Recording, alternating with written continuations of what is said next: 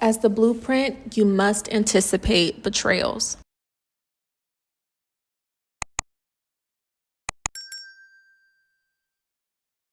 In one of my most recent videos titled The Muse Will Experiencing Mobbing, or Why the Muse Experiences Mobbing, I talked about how a lot of the time when people are appointed either the role of being the muse or the blueprint in a group, they mistakenly expect loyalty and some kind of camaraderie from that said group, not understanding that their dynamic is exceptionally different from maybe other people in that group. And this often explains why a lot of people who are playing this muse or blueprint role experience a lot of criticism in that said group, ostracism, isolation, yet these people refuse to allow this person to branch out into other relationships and other environments. And it's because they are essentially leeching off of that person for a source of inspiration, maybe for their resources and their connections. But what's important to understand, just to kind of elaborate on that video that I posted previously, is you can't give these people leverage in the sense that you are allowing them to weaponize your trust, or maybe even weaponize your need for validation, or maybe your tendency to kind of lead with people pleasing or approval seeking. These are all things that gives your adversary a foothold. And if you put this principle to the test, what I'm describing right now, you will realize the moment you attempt to revoke access or you start to gray rock, you show indifference to these people, they will fight to get a reaction out of you. And this is why I've posted several videos talking about perceiving why someone is provoking you, and furthermore, refusing to give them any kind of acknowledgement in that process.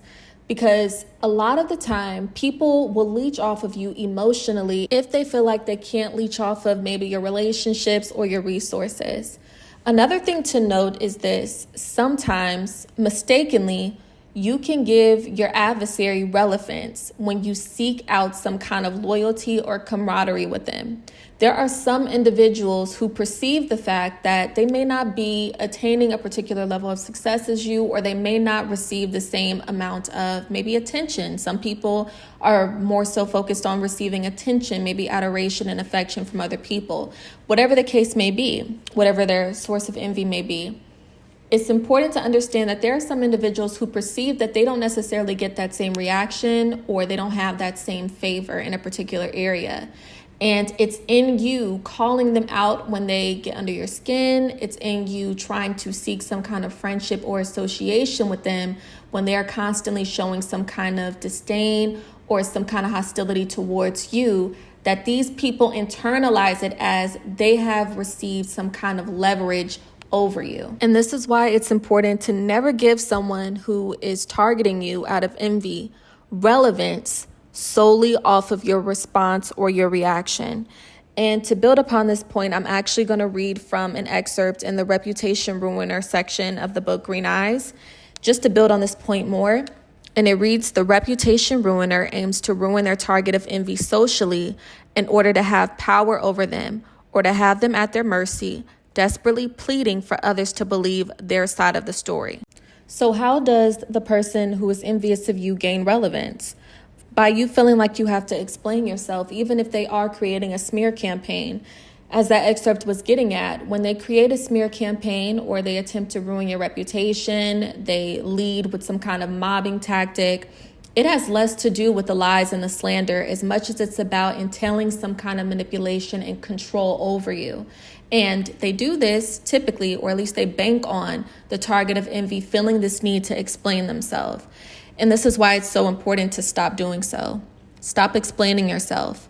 People will typically lean towards the perpetrator's side, even if they're in the wrong, because they have a common envious target.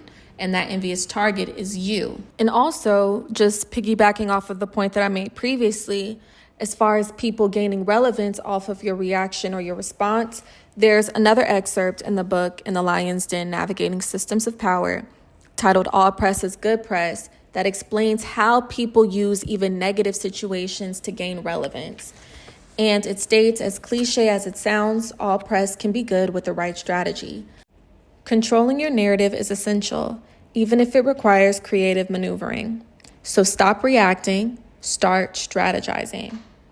So that excerpt not only provides some insight as far as the strategy that maybe envious persons may use against you, but also some strategy that you can implement for yourself.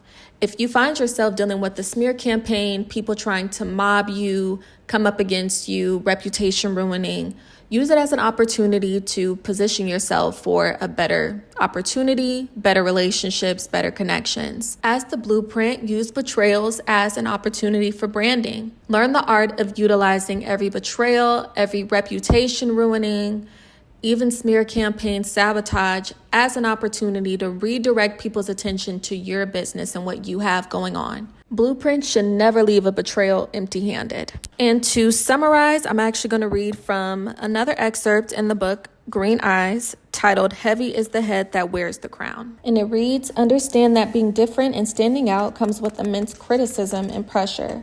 Sometimes we find ourselves fixating on people not liking us instead of perceiving it as a preparation for leadership.